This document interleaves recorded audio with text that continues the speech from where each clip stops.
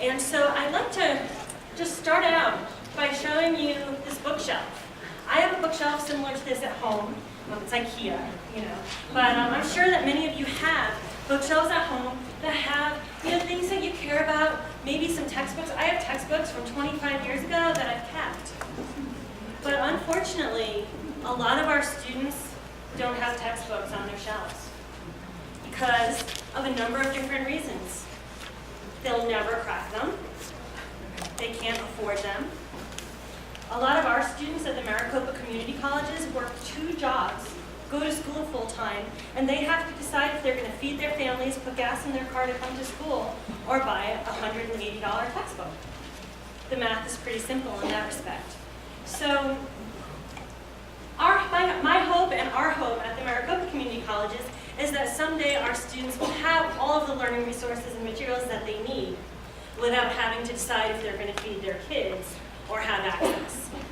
So first let me tell you a little bit about the Maricopa Community Colleges. I was all bundled up. I am wearing my Maricopa shirt, but I will put my sweater on immediately because we're located in Phoenix, Arizona. And it's really cold here, and we just started having highs in the 80s, and we're like, it's cooling down. So, but we're located in the Phoenix metropolitan area in Arizona, and we consist of 10 community colleges, all separately accredited within our district. And we have 37 associate degree programs and over 10,000 courses. Now you're going to hear what we want to do with like 10 out of 10,000.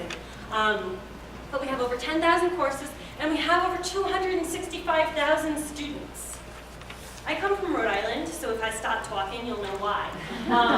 But our community college district covers an area that is bigger than the state of Rhode Island, and none of our schools have 265,000 students. And we have nearly 10,000 employees within our district. So what has happened is, within the Maricopa Community Colleges, we've started out with OER with little pockets of innovation, and now we're working to scale it up.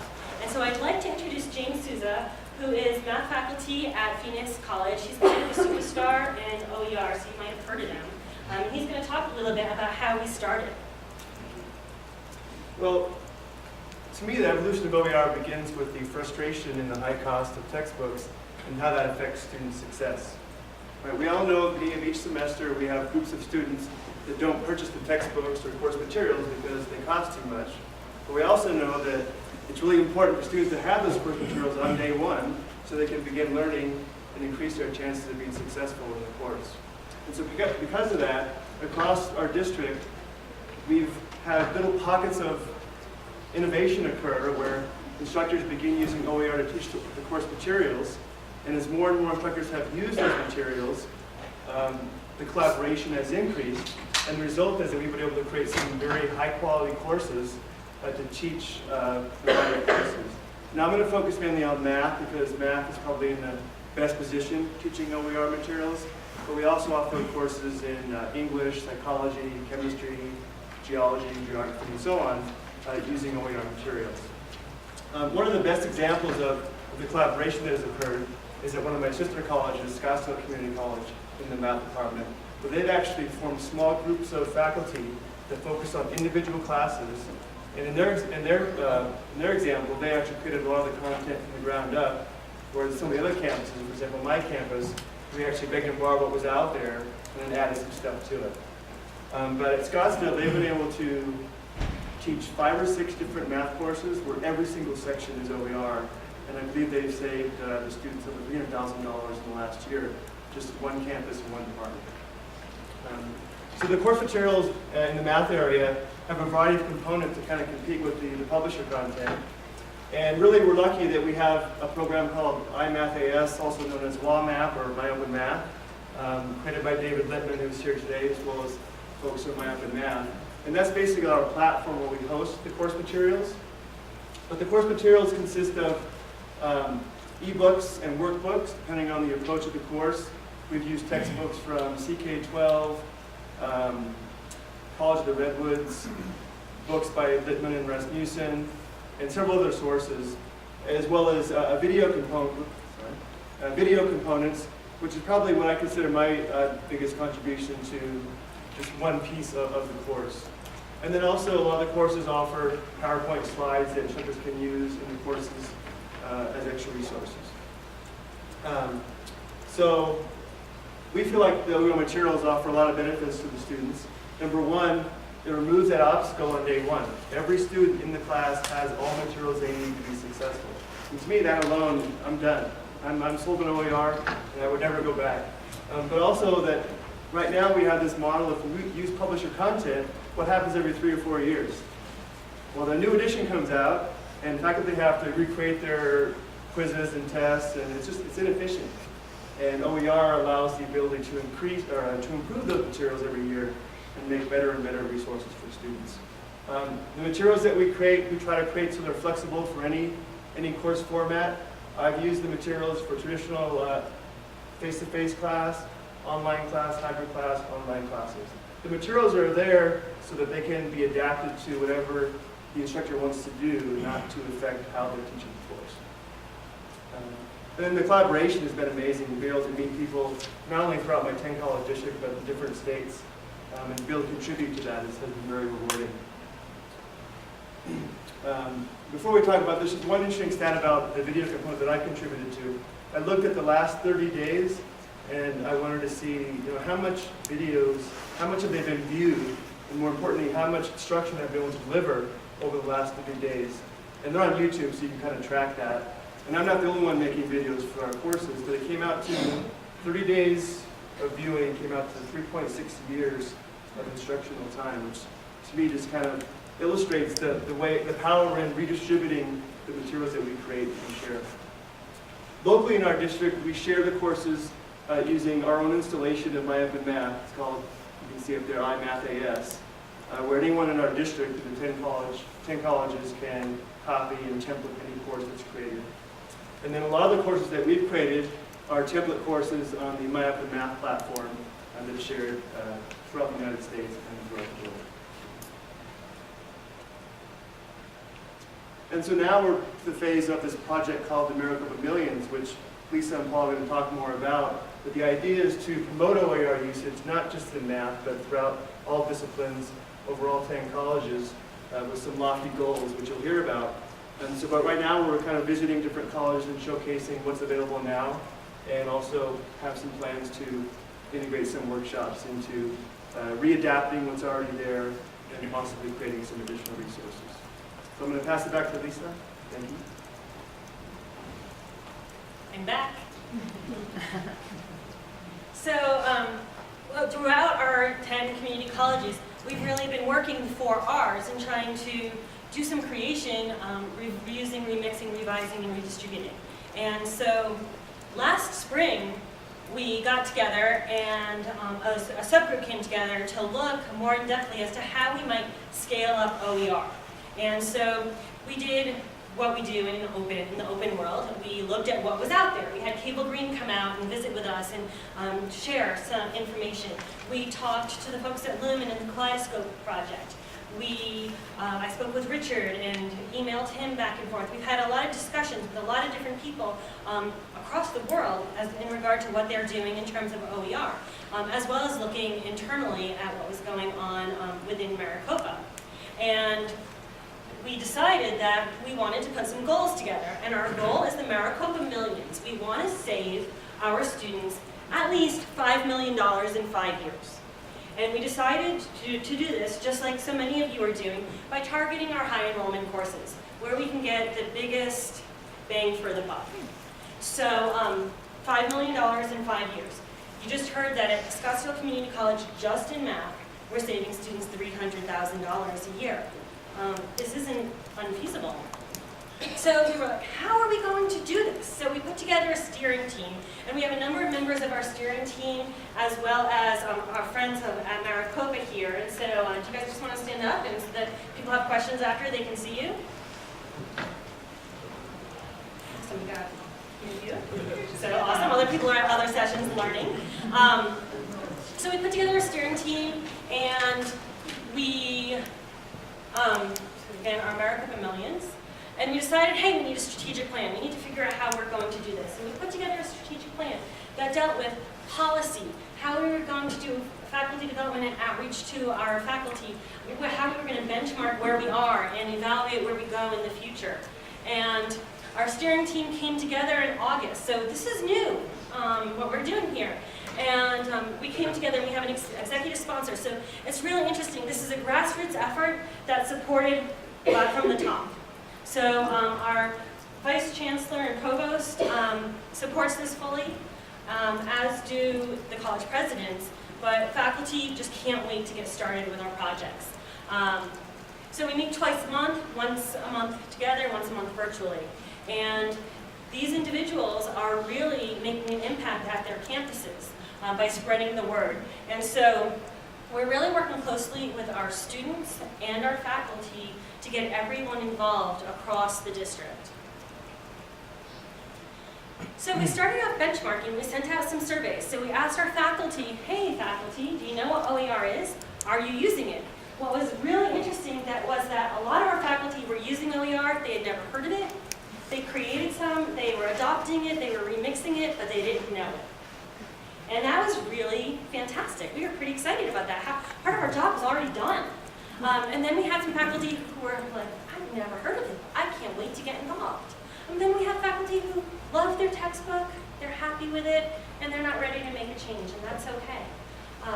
We also wanted to get a feel for what textbooks cost for our faculty, what textbooks cost our students and our faculty are adopting. So we reached out to faculty on that, and we saw the range from free to something added into the course fee, something very low cost, to we had one chemistry class that had optional materials, but as a type A learner, I would buy all the optional materials that were over $650 for a chemistry course. So we saw a huge gambit in terms of those costs. And we surveyed, we really wanted to get a lot of information. We also have a lot of our faculty who are using OER who have developed their own surveys, and we're asking students their satisfaction with the OER.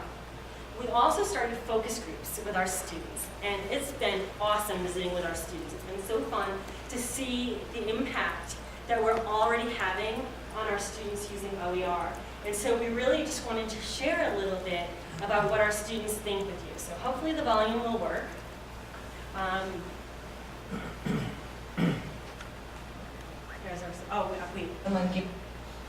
Sorry. So this was one of our surveys, and we didn't zoom in right, but basically they loved everything, the structure, the instructor, the online assistance, everything. Not having to pay for the textbook was awesome. It allowed me to pay my water bill in May so I could shower and clean my sweet potatoes in the sink. This is real information we're getting from our students. The use of OER is helping our students pay for their water bill.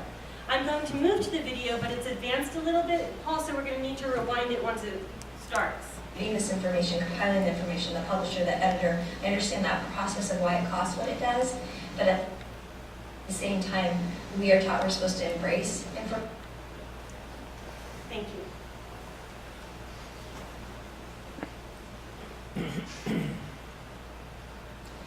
I try to avoid spending more than my truck payment on textbooks, to be honest with you.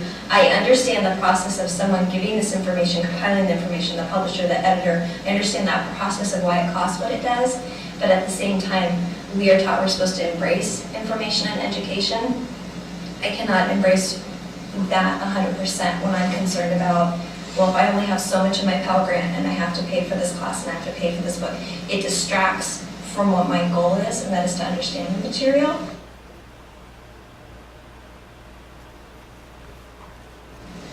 I'm going to say that it's of equal quality. I'm taking several CIS courses, computer information system courses right now, and one of the textbooks actually is $180. I'm going to say it's of equal quality, the online textbook, the free online textbook, and definitely having it free influenced my decision taking the course. The book that I have with Math AS that's free, well, I paid for the printing, and it was a low cost book. I open it, I write in it, I put it on my lap. When I'm on the couch with my laptop, I have it folded in half, and right there I can just write on the page I want and flip it over really easy. It's super convenient. It's very convenient. If it wasn't for the sun, I'd probably be doing math by the pool.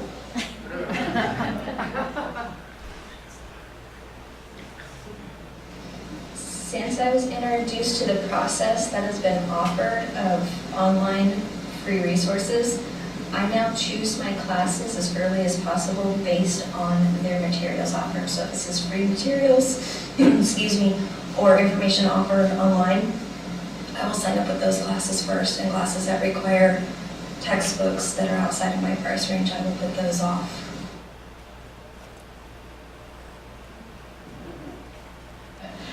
I'm waiting for, biology and English classes and all those to have their online resources the same way. It'd be so much more interesting. So those are our students, that's what they're sharing. And what was very interesting in our focus groups was that if students do actually buy the text, they're afraid to use it because they're afraid that they might bend the binding, or what if they write in it? Because if they actually use it, they can't sell it back. Right. So we learned so much about textbook use and the use of the learning materials through this process. And we're going to continue to do this annually so that we can continue to gather data on how student perceptions and student use of learning materials changes over time, as well as how the attitudes and use of OER from our faculty change over time. So now we're getting into the really exciting part of our project, and Paul is going to really dive into the impact that we hope to make with Maricopa Millions. Okay, yeah, I had to start out in the back room, make sure nobody ducked out to happy hour early, so glad to see you're still here. So as we heard from the student, and by the way, we brought a couple of students to a local conference last Friday, and they were able to speak to a group about this size, and it was great to hear from their own words what they were saying. In fact, one of the students said, she paused to answer a question, looked around and said, I don't see any of my professors here. So let me tell you, I don't buy my textbooks if they cost money. So here are the courses we're targeting. As we said, high enrollment, high cost textbooks. Notice we don't have any math courses in there because we've talked about how far along we are in math. And also we want to kind of fight the perception out there that this is a math thing. No, it's much more than a math thing. As you heard the last student say, she'd like to see more people doing more things. There we go. So yeah, how do we spread the word? How do we get more people to do some things? Well, we've got a variety of ways we're doing this. We've got some promotional items. You've seen the nice shirts that we're wearing with the URL on the back, so you can find information on the website. We've got some pens with a nice little stylus. We couldn't afford the cool pens that actually split apart, and it's a USB drive too. So I might be getting those in the next phase. But water bottles, and it's amazing what people do. How do I get one of those? And I said, well, you got to email me and tell me how you're spreading the word and how you're doing some things for that. And as far as the shirts, only those that are on the steering team and that are presenting at conferences about OERs, like some of our folks back here, are going to earn those. We're using digital signage to be able to spread the word as well and communicate to our students. I should show you one more thing. One of my favorite things to do is went to skinit.com, and I got a little thing here because I'm all over the place on campus and all over the country, so why not spread the word that way? It's amazing. In the 1 week I've had that, how many people have come up and asked, hey, what is that? How'd you get that? What are you doing? So one of the things we want to do is, we're 10 colleges, as Lisa mentioned earlier. We want to try and get faculty from different colleges to collaborate. James talked about that as well. It makes the course much richer. It also makes it much easier for people to adopt if they hear that multiple campuses are doing it. So here's our timeline. We're in the middle of getting the proposals, and as I think was mentioned, we've had over 30 people tell us that they want to do something, and so now Lisa sent out the email trying to get people to partner up and work together on that. Then in the spring, when we want to do the training and the development, and hopefully have those ready to pilot either in the summer or the fall. So here is somebody doing the training. It's not a stock photo. Oh, it is a stock photo. Okay, but anyway, yeah, people doing training. Yes, we're showing how we are doing all 4 R's. We're not just developing everything, but we are reusing and reusing here. And then the collaboration here in the training sessions, trying to continue to do that. Again, we want to save our students all sorts of money And so we've got that, and we also want to try and determine the savings. So interesting, I sent something out to the CCC OER, the Community College Consortium for Open Educational Resources, asking people, how are you determining your savings? And it turns out it's not that easy. It's a pretty complex thing.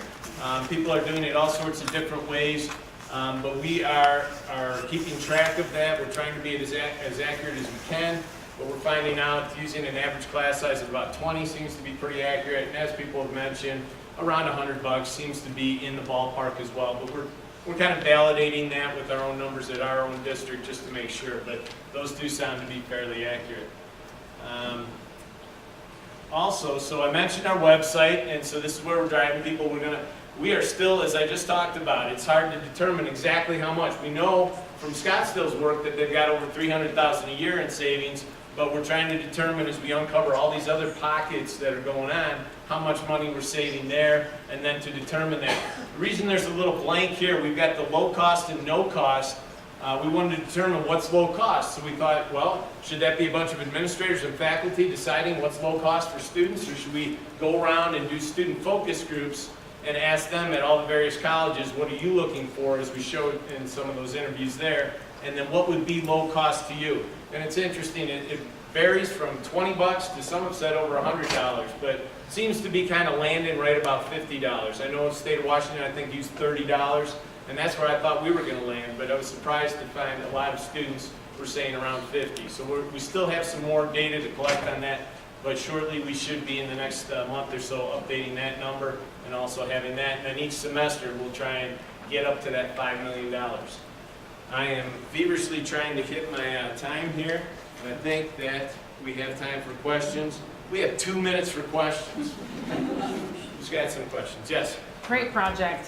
One of the challenges that I have with the quality issue is having some reliable diagnostics. Are you developing those, or are those part of this? Especially with reading, it's just so hard to find those, and I don't want to use ACT or SAT scores. You know. So what are you doing for that? Has anybody put a proposal in for that? We've limited our proposals to very specific courses, but I actually have a faculty member who has come to me asking to do what we call a learning grant. It's another Maricopa grant on a diagnostic tool. We do have our regular tools that we have, our asset testing and compass testing that we have. We haven't done a lot with that. We subscribe to a couple of different services right now. It would be, and we just had a presentation on EdReady that also has a kind of a readiness for math. Isn't that right? So I think that there's interest in it. We haven't gotten a lot of interest in that at Maricopa yet, but we would definitely use something if someone created it. Me too. Yeah. Or we might work with someone who wants to create it together. Yeah. Give the 1 minute sign. Other questions? Other questions? What LMS is your system using? So as a district, we use Canvas as our learning management system. One of our colleges, Rio Salado, does have a proprietary Rio Learn that they use. And then, as James and I were showing James was showing it today, the MathAS is almost like a learning management system. And we do have a faculty member who does tie it into Canvas also here. Okay, thank you. Probably 20 seconds left. Yeah, it's the last one of the day. You don't want to stay too long here. Thanks so much. Thank you very much.